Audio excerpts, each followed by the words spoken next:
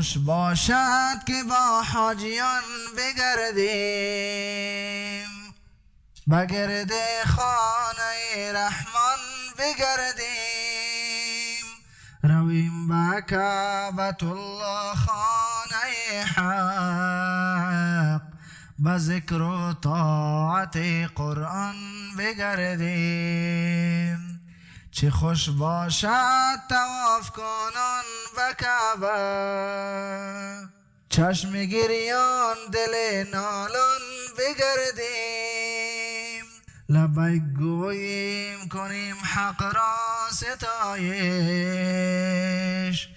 اخوت داشته با یک جان بگردیم، لبیک گوییم کنیم حق را ستایش، اخوت داشته با یک جان بگردیم. چه خوش باشد که با حاجیان بگردیم، بگرد خانه رحمان بگردیم. چه خوش باشد که با حاجیان بگردیم، بگرد خانه رحمان بگردیم، رویم به کعبة الله خانه حق، به ذکر و طاعت قرآن بگردیم. چه خوش باشد بنوشیم. حاجی صاحبای محترم، ما حرکت کردیم بریم به طرف ساحه عرفات.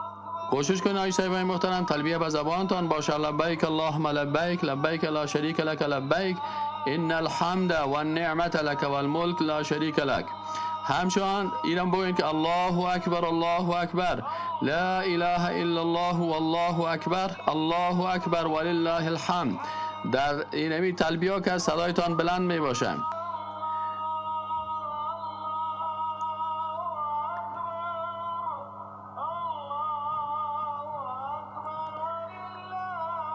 حاجی صاحبای محترم، در ساحه عرفات چیزایی که هست اینجا ایستادن، تنها ایستاد شدن نیست بلکه نشستن و به پهلو افتادن و به هر شکل میتونه انسان عبادت خدا بکنن. حاجی صاحبای محترم کسایی که علاقمند ازی هستند که نماز پیشین و دیگر خود در مسجد نمیره بخوانن، اینجا انشاءالله با حرکت میکنیم میریم به طرف مسجد نمیره. و حاجی صاحبایی که ضعیف هستن و مشکلاتشان زیاد هست رفتن نمیتونن، اونا میتونن که نماز خود در خیمه خود بخوانن، چون حاجی صاحبا بیروبار زیاد هست. به این خاطر کسایی که تکلیف دارن یا بسیار ضعیف هستن و ریش سفید هستن نمیتونن، اونا میتونن که همینجا باشه.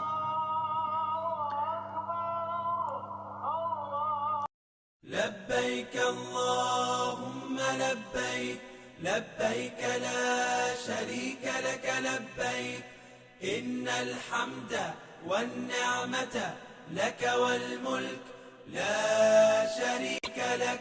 لبيك اللهم لبيك، لبيك لا شريك لك لبيك، إن الحمد والنعمة لك والملك لا شريك لك.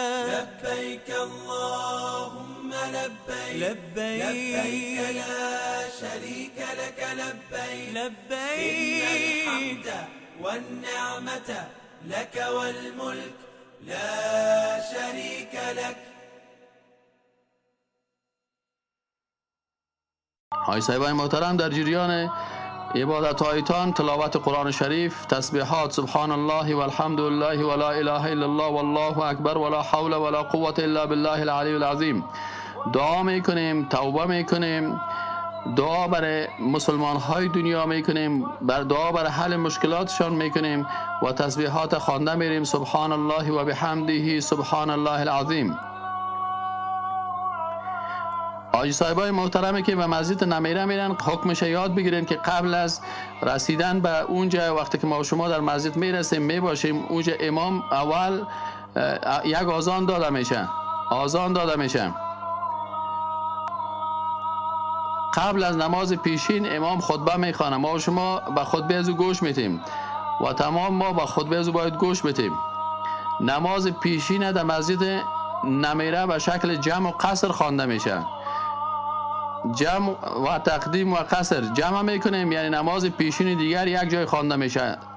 یک آذان است، دو اقامت. در اقامه اول نماز دو رکعت نماز پیشین میخوانیم به شکل مسافرانه، یعنی قصر میکنیم و باز نماز پیشین که ختم شد نماز دیگر خوانده میشه.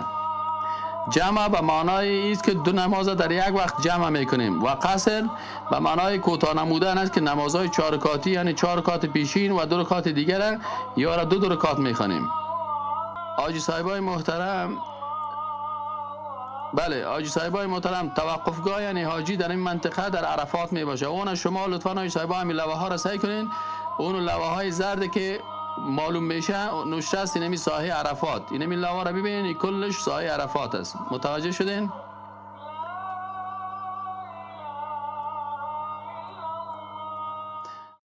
لبيك اللهم لبيك لبيك لا شريك لك لبيك إن الحمد والنعمة لك والملك. عن عمرو بن شعيب عن أبيه عن جده أن النبي صلى الله عليه وسلم قال خير الدعاء دعاء يوم عرفه. حضرت عمرو بن شعیب ای از پدر و پدرکانش روایت میکنه، میگه نبی کریم صلی الله علیه و سلم گفت که خیر الدعاء، بهترین دعاها دعا یوم عرفه، دعای روز عرفه است. و خیر ما قلت انا و النبیون من قبلی، و بهترین چیزی که ما و پیغمبرایی که قبل از ما بودن گفتن که لا اله الا الله وحده لا شریک له له الملك و له الحمد و هو على كل شيء قدیر. حاجی صاحبا در حدیث شریف آمده که عن عایشه رضی الله عنها ان رسول الله صلی الله علیه و سلم قال ما من یوم اکثر من ان یعتق الله فیه عبدا من النار من یوم عرفه. میگه هیچ روز نیست که الله زیاد بنده ها را از آتش دوزخ نجات بده نسبت به روز عرفه. هیچ روز، یعنی در این روز بسیار کسا هستن که از آتش دوزخ نجات پیدا میکنن. که غریبیم او که خواریم پاک خدایا، دستا ډیر شکر گزاریم پاک خدایا، دستا ډیر شکر گزاریم پاک خدایا. که غریبیم او که خواریم پاک خدایا، دستا ډیر شکر گزاریم پاک خدایا، دستا ډیر شکر گزاریم پاک خدایا. یم خوشحال چې د پیدا از مسلمان یم، امتی د پاک نبی آخر زمان یم، امتی د پاک نبی آخر زمان یم. زرزا درنا بار بار یم پاک خدایا، داستا ډیر شکر گزار یم پاک خدایا، داستا ډیر شکر گزار یم پاک خدایا. که غریب یم او که خوار یم پاک خدایا، داستا ډیر شکر گزار یم پاک خدایا، داستا ډیر شکر گزار یم پاک خدایا. تا رحیمی تا عالمی تا رحمانی، تا په مونږ باندې څومره مهرباني، تا په مونږ باندې څومره مهرباني. د رحمت دی امیدوار یم پاک خدایا، داستا ډیر شکر گزار یم پاک خدایا، داستا ډیر شکر گزار یم پاک خدایا. که غریب یم او که خوار یم پاک خدایا، داستا ډیر شکر گزار یم پاک خدایا، داستا ډیر شکر گزار یم پاک خدایا. د توبې د قبل ولو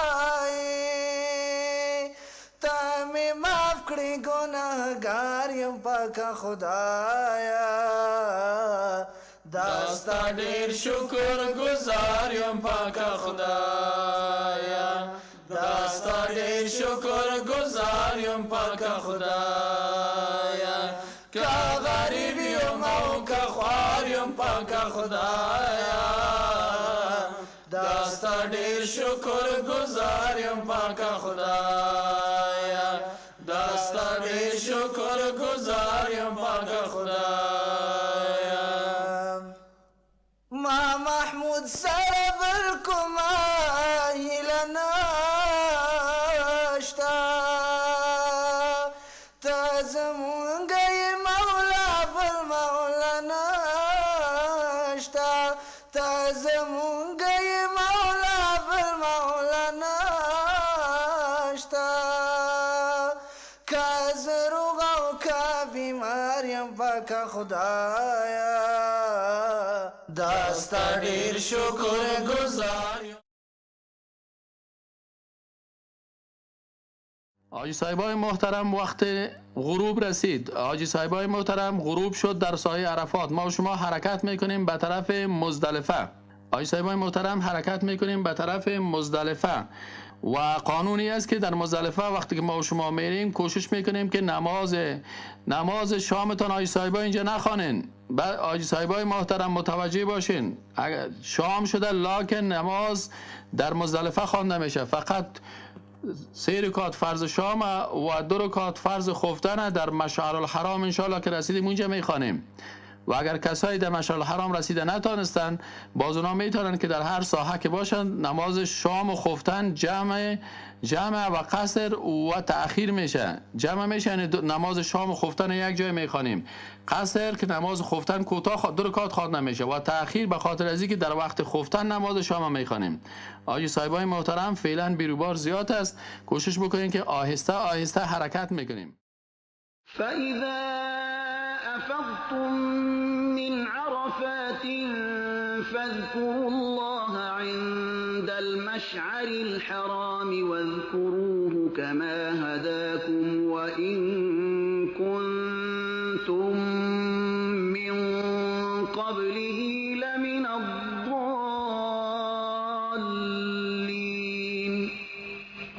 بسم الله الرحمن الرحیم. الحمد لله و الصلاة والسلام علی رسول الله صلی الله علیه و سلم.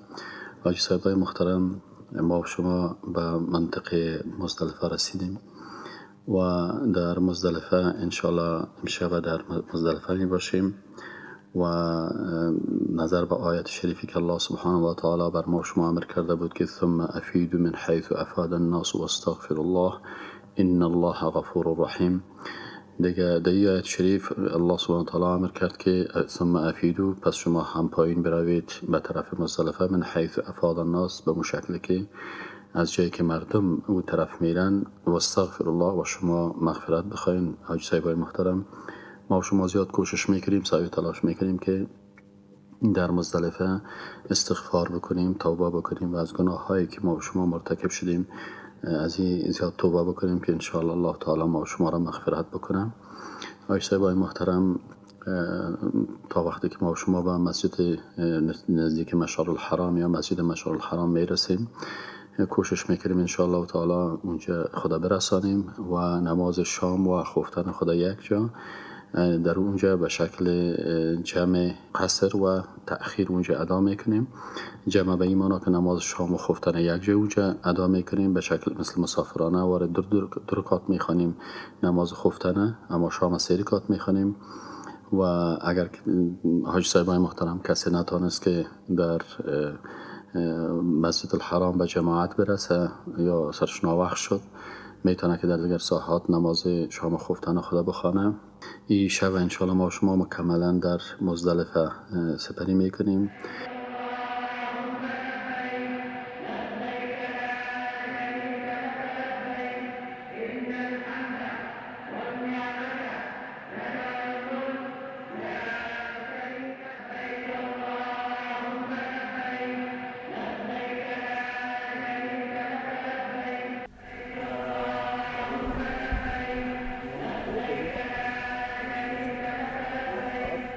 لبيك اللهم لبيك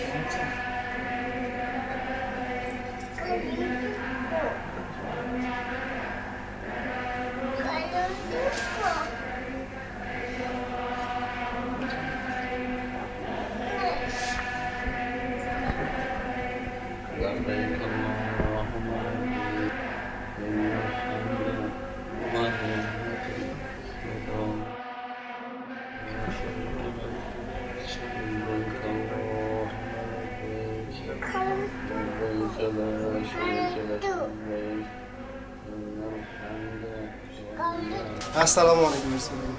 و علیکم السلام و رحمت الله و برکاته. دوستای محترم خوب هستین؟ الحمدلله. شما دوستای محترم عبادت هایی که انجام دادی و عبادت هایی که ما نمیشه که تو باشم معنا بدید. اصلا بعد از اینکه غروب آفتاب شد در عرفات ما از اونجا حرکت کردیم و اما تا آمدیم یک طرف مزدلفه و فعلا ما این منطقه مزدلفه هستیم. مزدلفه دیگه شب اینجا تیر میکنیم تا طلوع آفتاب روز اول عید انشاءالله تعالی. روز اول عید که بخیر آفتاب طلوع کرد دیگه باز حرکت میکنیم به طرف جمرات و عبادت هایی که در اینجا میشه. اما آیت شریف است که ثم افیدوا من حیث افاض الناس و استغفر الله. دیگه به این شکل که دیگه راه این طرف حرکت کردن، پایین شدن آمدن به طرف مزدلفه. ما هم حاج بارستان دیگه حاجی آمدیم اینجا به منطقه و شب همیشه نماز شام و خفتنه به شکل چیز خواندیم، جمع و تأخیر دمی منطقه خواندیم. خب اصلا آج سیبو اکثرشان در مسجد مشعل آرام باید میخواندیم، لیکن سرمایه دارد ناوقت شد خوانده نتونستیم که خودمون باز خواندیم. و حالا یک ساعت گفتیم استراحت میکنیم، شب اینجا باشیم و صبح خیلی طرف حرکت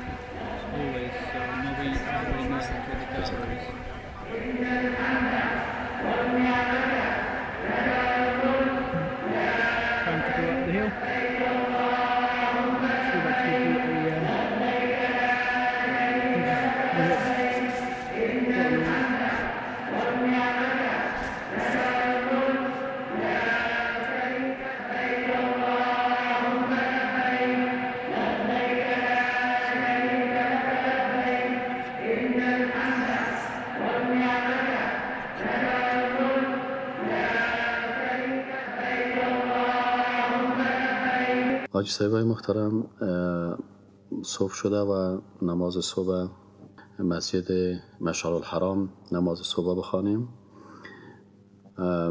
حاجی صاحبای محترمی که نماز صبح در اونجا خواندن نمیتونن، میتونن در هر جای قسمتی که هست نماز خدا ادا بکنن.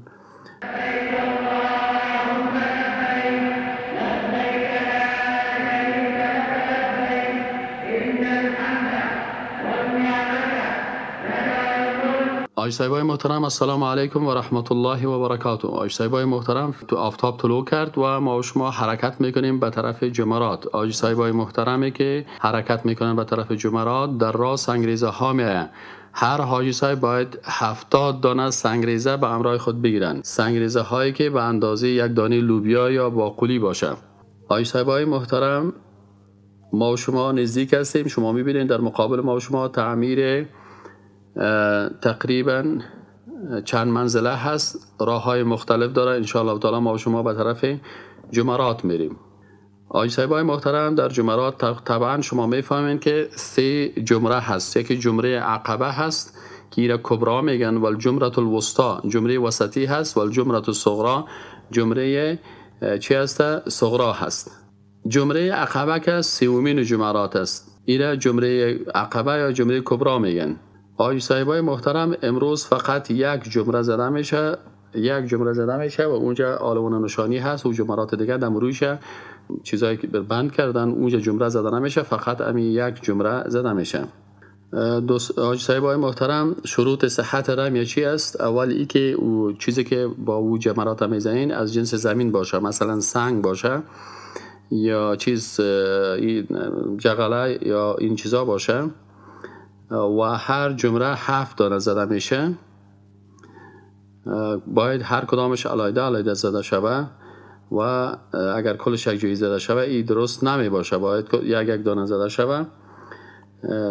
باید ترتیب مراعات بکنین در ایام تشریق و اندازه از این سنت هایی که در امیه هست که باید ای به اندازه یک دانه مهره یا یک دانه باقلی به این شکل باشه و دیگه سنت است که با سر انگشت سگریزه گرفته شود و زده شود و این هم از جمله سنت هایش است که بین جمره تقریبا 5 ذراع یا بیشتر فاصله باشه. دیگه آقای صاحبای محترم در اولین رمیه که است تلبیه قطع میشه. در اولین رمیه تلبیه قطع میشه. حدیث صحیح مسلم است که عن ابن عباس رضی الله عنهما ان الفضل اخبره ان النبي صلی الله علیه وسلم لم يزل يلبي حتى رمى جمرة العقبه. میگه رسول اکرم صلی الله علیه و سلم تا وقت تلبیه میگفت تا که جمره عقبه زده شد. حاجی صاحبای محترم، ما و شما در نزدیک جمرات هستیم. امروز مثل که من خدمت شما عرض کردم تنها یک جمره زده میشه، جمره عقبه. اما جمره عقبه یا جمره بزرگ آخری هست. ما با اول و دومی زده نمیشه در روز اول، تنها امو آخری که جمره عقبه یا جمره کبرا هسته. که غریبیم او که خواریم پاک خدایا، دستا دیر شکر گزاریم پاک خدایا، دستا دیر شکر گزاریم پاک خدایا. که غریبیم او که خواریم پاک خدایا، دستا دیر شکر گزاریم پاک خدایا، دستا دیر شکر گزاریم پاک خدایا.